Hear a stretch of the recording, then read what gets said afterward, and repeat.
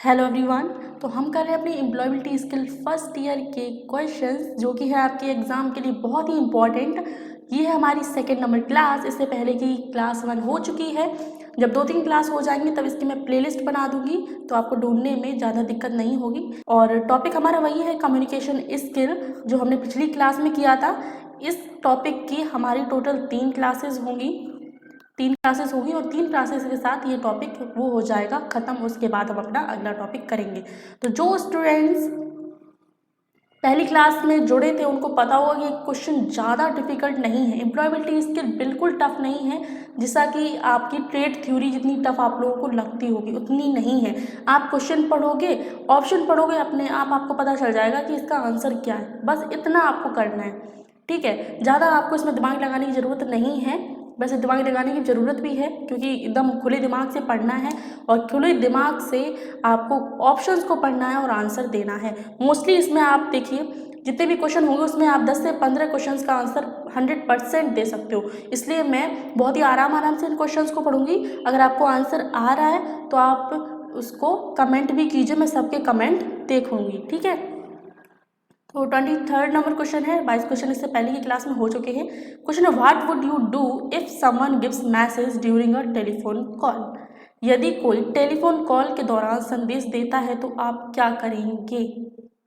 यदि कोई telephone call के दौरान संदेश देता है तो आप क्या करेंगे। देखो कंडीशन समझ लो, क्वेश्चन क्या बोल रहा है। जैसे आप किसी से फ़ोन पे बात कर रहे हो और फ़ोन पे किसी ने बोला कि अच्छा चलो ये एड्रेस लिखो, ठीक है। लेकिन आप तो फ़ोन पे बात कर रहे हो, आप फिर क्या करोगे, अपने आसपास चीज़ें ढूंढोगे कि कहीं कुछ तो जो संदेश है, जो मैसेज है, वो कहीं पे तो लिख लूँ, कहीं भूल ना जाए।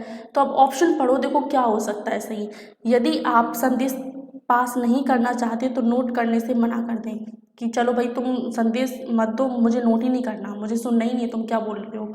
और सेकेंड ऑप्शन है, कलम और कागज़ लेने के लिए प्रतीक्षा का अनुरोध करें।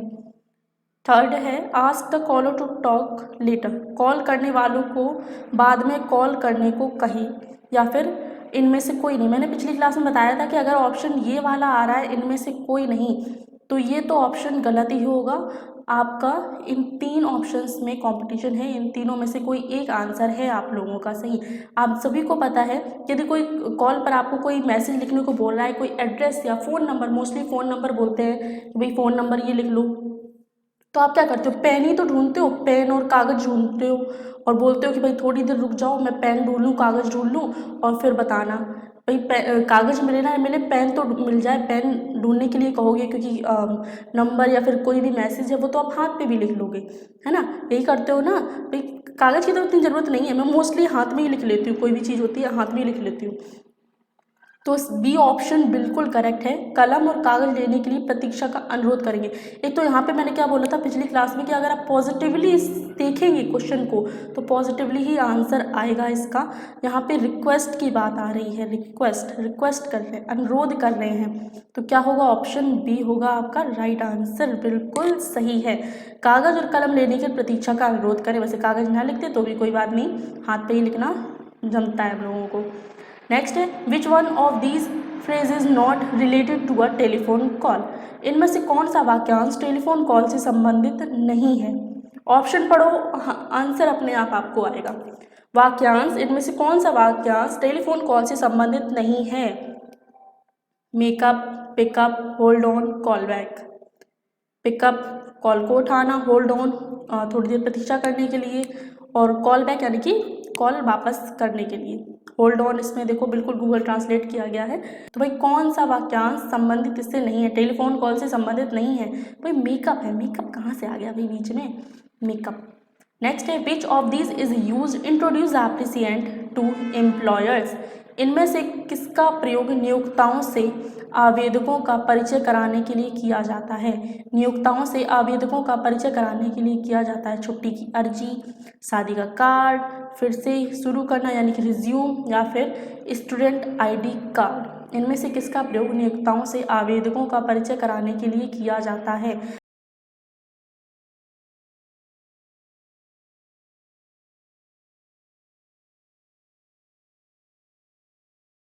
जैसे आप एम्प्लॉयर हो और आप कोई इंटरव्यू देने जा रहे हो किसी के सामने, तो आप क्या लेकर जाओगे? छोटी सी अर्जी, शादी का कार्ड, या फिर स्टूडेंट आईडी, या फिर रिज्यूम। रिज्यूम मतलब होता है कि आपने अभी तक क्या पढ़ाई करी है, इस तरीके से आपके डॉक्यूमेंट वगैरह आपको दिखाने होते हैं, वो होता है रिज्यूम। तो क्या होगा? Resume, option C. Next, what can we write in our resume? हम अपने रिज्यूम में क्या लिख सकते हैं? हम अपने रिज्यूम में, देखो पिछले क्वेश्चन में क्या था, नियोक्ताओं से आवेदकों का परिचय कराने के लिए हम किस चीज़ का प्रयोग करते हैं? मतलब आप एम्प्लॉयर हैं और आपने इंटरव्यू देने गए, तो आप अपना रिज्यूम दिखाओगे, ठीक है, ना कि छुट्टी की अर्जी, ना कि शादी का कार्ड, ना ही छात्र आईडी। अब रिज्यूम देखो, रिज्यूम में क्या क्या इंक्लूड होता है? रिज्यूम में देखो योग्यता इंक्लूड होती है, कौशल इंक्लूड होता है। अब जो पिछले स्टूडेंट्स हैं, जो पिछली क्लास में जिन्होंने देखी है, उनको पता होगा कि मैडम जी हमको ना क्वेश्चन पढ़ने की ज़रूरत है, ना हमको ऑप्शन पढ़ने की ज़रूरत, हमने केवल एक ऑप्शन पढ़ा, ऑल ऑफ द एबव, यही सही होगा। आपने कल पिछली क्लास में हमें ट्रिक बताई थी, क्लास 1 में हमें ट्रिक बताई थी, तो ऑप्शन तो डी ही सही होगा, डी सही होगा। लेकिन हमें जानने की भी तो ज़रूरत है कि हमारे रिज्यूम में क्या क्या चीज़ें इंक्लूड होती हैं। क्वालिफिकेशन इंक्लूड होती है, कौशल इंक्लूड होता है, और एक्सपीरियंस भी इंक्लूड होता है। तो क्या होगा answer? All of the above, हमारा वही ट्रिकी ऑप्शन। नेक्स्ट है, looking into the speakers eyes while listening and listeners eyes while speaking, so one is confidence person। अब ये क्वेश्चन देखो, बिल्कुल ध्यान से समझना, बिल्कुल अच्छी तरीके से समझ में आएगा। सुनते समय वक्ता की आंखों में देखना, ठीक है, इतना समझ लिया। और बोलते समय श्रोता की आंखों में देखना एक आत्मविश्वासी व्यक्ति के रूप में दर्शाता है। ये एक स्टेटमेंट है, ये बताना है कि ये स्टेटमेंट सही है या गलत है। मतलब सुनते समय वक्ता की आंखों में देखना, मतलब जैसे हमारे सामने कोई एक वक्ता है, वो बोल रहा है और हम उस वक्ता की आंखों में देख रहे हैं, कि मतलब आंखों में देख रहे हैं, मतलब बिल्कुल कॉन्फिडेंस से उसकी बातों को सुन रहे हैं, समझ रहे हैं। और सेकंड कंडीशन क्या है? बोलते समय श्रोता की आंखों में देखना, मतलब जो वक्ता है, जो सामने वाला जो बोल रहा है, वो बोलते समय हमारी आंखों में देख रहा है, हमें तो श्रोता है, हमें तो उसकी बात को सुन रहे हैं। तो ये एक आत्मविश्वासी व्यक्ति के रूप में दर्शाता है। बिल्कुल ट्रू स्टेटमेंट है। क्या स्टेटमेंट है? कैसा है? बिल्कुल सत्य है। नेक्स्ट है, leave letters written to the instructor and principal are informal letter. प्रशिक्षक को लिखे गए अवकाश पत्र और सिद्धांत अनौपचारिक पत्र हैं। प्रशिक्षक को लिखे गए अवकाश पत्र और सिद्धांत अनौपचारिक पत्र हैं। ये स्टेटमेंट बताना है कि सत्य है या गलत है, कि इंस्ट्रक्टर को अवकाश के लिए पत्र लिखना क्या अनौपचारिक पत्र है? नहीं भाई, ये अनौपचारिक पत्र नहीं है, ये औपचारिक पत्र है। भाई शिक्षक को नहीं अवकाश पत्र देंगे तो किसको देंगे? सही बात है, अपने मम्मी पापा को देंगे नहीं, शिक्षक को देंगे, वहाँ से छुट्टी लेनी है, तो ये स्टेटमेंट गलत होगा। नेक्स्ट है, how should one greet people.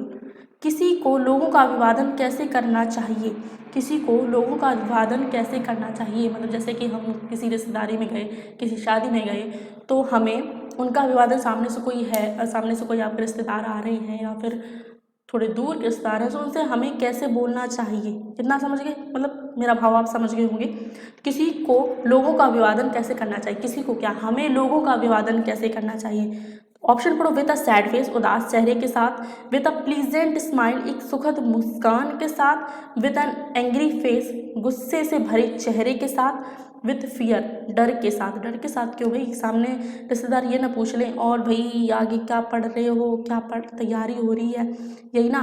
तो फियर के साथ देखो नहीं, ऑप्शन देखो सभी को पता है क्या आंसर होना बेटा? प्लीजेंट स्माइल, एक सुखद मुस्कान के साथ हमें लोगों के सामने जाना चाहिए, अभिवादन दूसरों का करना चाहिए। ऑप्शन बी होगा हमारा राइट आंसर। मैंने कहा था एम्प्लॉयबिलिटी इतना डिफिकल्ट नहीं है जितना कि आपकी थ्योरी है, बहुत ही सिंपल है, बस आपको क्वेश्चन पढ़ने की ज़रूरत है, समझने की ज़रूरत है, ठीक है। और जितनी भी क्लासेस आप लोगों की होने वाली हैं, सारी की सारी आप केवल एक बार देखनी है। ईएस की क्लासेस केवल आपको एक बार देखनी है, एक बार सारी की सारी क्लासेस देख लेना है, उसके बाद आपको ज़्यादा डिफिकल्टी नहीं होगी, समझने में ज़्यादा दिक्कत नहीं होगी। केवल एक बार देखो क्वेश्चन आप लोगों के सामने किस तरीके के क्वेश्चन है, ये चीज़ें आपको समझ में आ रही हैं, तो क्या करना है, चैनल को आपको देखो सब्सक्राइब कर लेना है, क्योंकि आगे हम लोग और भी क्लासेस करेंगे। अभी सेकंड क्लास, फर्स्ट क्लास हुई, सेकंड क्लास हुई, अभी हम और भी क्लासेस करेंगे। 500 के आसपास क्वेश्चन है आपके एम्प्लॉयबिलिटी स्किल में, इन क्वेश्चंस को हम करेंगे बढ़िया तरीके से, आराम से, और डिफिकल्ट तो है ही नहीं, देखो आप लोगों के सामने है। चलो तो बढ़ते हैं अगले क्वेश्चन पर। पर्सनल हाइजीन इंक्लूड व्यक्तिगत स्वच्छता में शामिल है, ये बताओ व्यक्तिगत स्वच्छता में शामिल है। क्वेश्चन पढ़ो और ऑप्शन पढ़ो। चलो ऑप्शन पढ़ो, क्वेश्चन तो छोटा सा था। ऑप्शन क्या है? चमकदार दांत, ये बड़ा फनी है। चमकदार दांत, साफ बाल और नाखून। दागदार दांत यानी गंदे दांत, साफ बाल और नाखून। दागदार दांत, गंदे बाल और साफ नाखून। दागदार दांत, गंदे बाल और नाखून। अब बताओ व्यक्तिगत स्वच्छता में मतलब पर्सनल हाइजीन में क्या क्या शामिल है भाई? चमकदार दांत शामिल है, एकदम साइन करें चकाचक। साफ बाल और साफ नाखून, क्या होगा? Option A. नेक्स्ट है प्लेइंग विथ फोन और objects while listening to someone is, किसी की बात सुनते समय फोन या वस्तुओं से खेलना। किसी की बात सुनते समय फोन या वस्तुओं से खेलना। किसी की बात क्या? मम्मी की बात सुनते समय फ़ोन या वस्तुओं से खेलना। मोस्टली क्या होता है कि हम लोग फ़ोन में लगे होते हैं या किसी चीज़ में बिज़ी होते हैं, मम्मी इधर से कोई काम चिल्ला चिल्ला के बोल रही होती है, ये कर ले वो कर ले। और तो यही है कि किसी की बात सुनते समय फ़ोन या वस्तुओं से खेलना किस तरीके का व्यवहार है? भाई नन ऑफ द अबव आया है, तो ये ऑप्शन तो गलत है। इन तीनों में से एक ऑप्शन है गुड बिहेवियर है। भाई मम्मी चिल्ला रही हैं और हम लोग दूसरे काम में बिजी हैं, तो ये तो अच्छा बिहेवियर नहीं है। बैड बिहेवियर या फिर केयर, ये भी नहीं है। ऑप्शन क्या है? बैड बिहेवियर है। 32 नंबर क्वेश्चन है nodding the head is an important visual sign to show that you are listening, सिर हिलाना यह दिखाने के लिए एक महत्वपूर्ण दृश्य संकेत है कि आप सुन रहे हैं। सिर हिलाना यह दिखाने के लिए एक महत्वपूर्ण दृश्य संकेत है कि आप सुन रहे हैं। क्वेश्चन देखो समझ में आ गया होगा जी। देखो हम लोग 10th 12th में थे, तब टीचर बोर्ड पे पढ़ा रहे थे, तो हम लोग ऐसे ऐसे हाँ हाँ हाँ मिलाते थे, मुंडी हिलाते थे, यानी कि हम उनकी बात को समझ रहे थे और टीचर भी समझ रहे थे कि हाँ चलो मैं जो पढ़ा रहा हूँ, अगर बच्चे सर हाँ में हाँ मिला रहे हैं, सर हिला रहे हैं, यानी कि इन बच्चों को समझ में आ रहा है। तो ये क्वेश्चन है, समझ में आ गया। सिर हिलाना यह दिखाने के लिए एक महत्वपूर्ण दृश्य संकेत है कि आप सुन रही हैं, तो ये स्टेटमेंट ट्रू है, सत्य है। नेक्स्ट है unawareness of the difference between good and bad touch leads to unpleasant experience, अच्छे और बुरे स्पर्श के बीच के अंतर की अनभिज्ञता अप्रिय अनुभव की ओर ले जाती है। ये स्टेटमेंट है, बताना है कि सही है कि गलत है। अच्छे और बुरे स्पर्श के बीच अंतर की अनभिज्ञता अप्रिय अनुभव की ओर ले जाती है, ये स्टेटमेंट सत्य है। नेक्स्ट है which one of these is an example of bad touch, इनमें से कौन बैड टच का उदाहरण है? ऑप्शन पढ़िए। पैट फ्रॉम द टीचर, शिक्षक से pat. Parents bathing to you as a small child, माता पिता एक छोटे बच्चे के रूप में स्नान कराते। ब्रदर पुलिंग योर चीक्स, भाई का गाल खींचना। Stranger touching you when you are alone, जब आप अकेले हों तो अजनबी आपको छूता है। इनमें से कौन बैड टच का उदाहरण है? आई थिंक मैंने ऑप्शन पढ़े हैं, आपको पता चल गया होगा कि कौन सा ऑप्शन सही है, कौन बैड टच का उदाहरण है। जब कोई स्ट्रेंजर आपको छूता है, option D, stranger touching you when you are alone.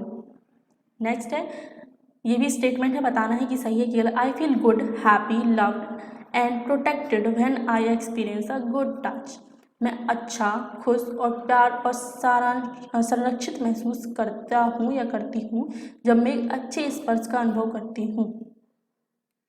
Question है मैं अच्छा, खुश, प्यार और संरक्षित महसूस करता हूँ जब मैं एक अच्छे स्पर्श का अनुभव करता हूँ। ये स्टेटमेंट कैसा है? सही है, सत्य है। Why do most interviews have the question tell me about yourself? अधिकांश साक्षात्कारों में यानी कि इंटरव्यू में मुझे अपने बारे में बताएं प्रश्न क्यों होता है? मतलब जो इंटरव्यू लेते हैं, साक्षात्कार लेते हैं, वो हमेशा मुझे अपने बारे में बताएं ये प्रश्न क्यों पूछते हैं? क्योंकि वो अपने बारे में बताएं, यानी कि पर्सनल पूछ रहे हैं, अपने बारे में बताने के लिए बोल रहे हैं। तो जो इंटरव्यूअर हैं, जो साक्षात्कार लेने वाले हैं, वो उम्मीदवार के एक प्रकार के त्वरित परिचय की अपेक्षा करता है। The interviewer expect a short and quick introduction to the candidate. Next है the interviewer is testing your object knowledge in the interview you should use.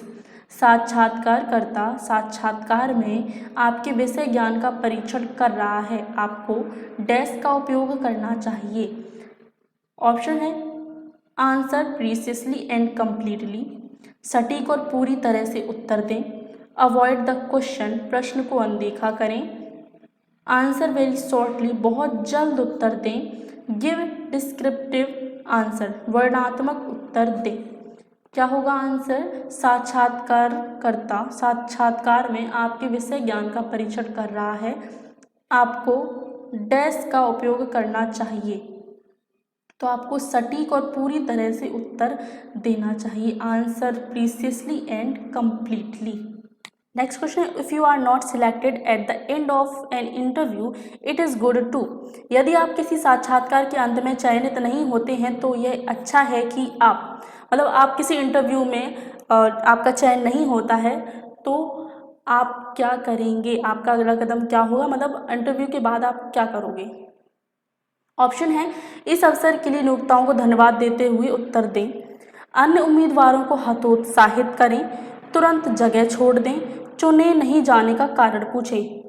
Simple positively इसमें आंसर आपको क्या लग रहा है, कौन सा ऑप्शन लग रहा है? ऑप्शन ए लग रहा है ना, इस अवसर के लिए, यानी आपका जिन्होंने इंटरव्यू लिया है आपको अवसर ही तो मिला है ना, तो इस अवसर के लिए आप नियोक्ताओं को धन्यवाद देंगे।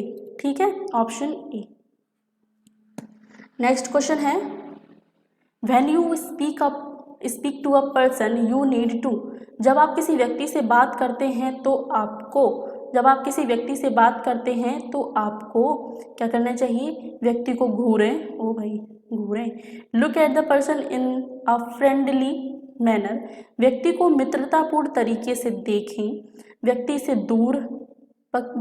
दूर देखो, यानी कि व्यक्ति को दूर से देखो।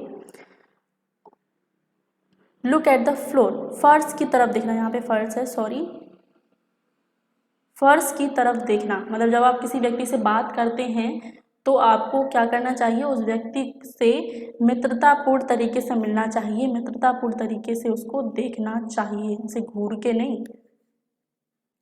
नेक्स्ट है when you are participating in the group discussion. जब आप समूह चर्चा में भाग ले रहे हों, कभी समूह चर्चा करिए, अच्छा बताओ कभी समूह चर्चा करिए, ग्रुप डिस्कशन, बहुत सारे दोस्त मिलके किसी प्रोजेक्ट पर या फिर कोई भी प्रैक्टिकल जब होता है, हमारे कॉलेज में होता होगा तो एक ग्रुप बना दिया जाता है, तो वो डिस्कशन कभी किया है? ग्रुप बनता था, डिस्कस करते थे कि हाँ ये बना के लाएंगे, ये बना के लाएंगे, और फिर जब घर जाते थे और फिर जब प्रैक्टिकल का दिन होता था तो अपने अपने दिमाग से सब अपना बना के लाते। जो तय किया जाता था ना वो कभी नहीं होता था, कभी नहीं। सब लड़कियां अपना दिमाग लगा के आती थी और फिर कहती थी ये क्या बना लिया, ये क्या बना लिया। तो मतलब ये तो भाई ग्रुप डिस्कशन में ऐसा होता ही है, पुरानी बातें। स्टूडेंट्स लाइफ अलग ही होती है, अब टीचर की लाइफ वो भी अलग है बिल्कुल। चलो क्वेश्चन पे पढ़ते हैं। जब आप समूह चर्चा में भाग ले रहे हों तो क्या करना है? दूसरों की बात ध्यान से सुने, स्पष्ट और समझदारी से बोलें, बोलते समय आंखों का संपर्क बनाए रखें, दूसरों को बोलने दें। तो समूह चर्चा में अगर आप भाग ले रहे हैं तो दूसरों की बात ध्यान से सुने या फिर स्पष्ट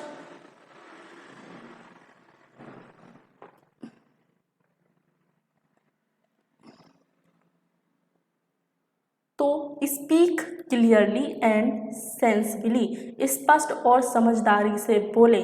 option B speak clearly and sensibly, जो कि हमारे ग्रुप में तो बिल्कुल नहीं होता था, एक दूसरे पे चढ़ बढ़ के बोल रहे हैं, अरे ये नहीं ये नहीं ये नहीं। बट ये क्वेश्चन है और क्वेश्चन के हिसाब से पॉजिटिवली आंसर देने हैं, तो इसका आंसर है speak clearly and sensibly. Next है when a person disagree with your opinion we should.